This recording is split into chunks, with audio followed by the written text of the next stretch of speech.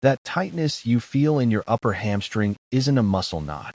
It's a warning signal, and stretching it is the single fastest way to turn a 3-week recovery into a 12-month nightmare. This is proximal hamstring tendinopathy.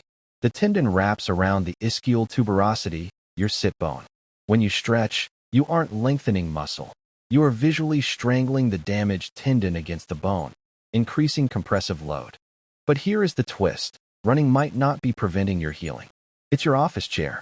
Sitting places the hip in flexion, compressing the tendon against the bone for 8 hours a day, effectively cutting off the blood flow needed for repair.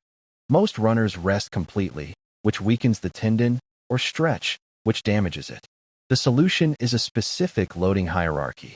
We must build stiffness back into the tendon without triggering compressive pain. Start with isometrics. Heavy, static holds like a single leg bridge, held for 45 seconds. This creates an analgesic effect, reducing pain immediately. Do this mid-range, avoiding deep hip flexion where the tendon pinches. As we progress to movement, the rule is load heavy, flex less. We want to strengthen the muscle tendon unit, but strictly avoid the danger zone of deep flexion where the tendon compresses against the tuberosity. Speed work is the final boss because it combines high tensile load with high compression.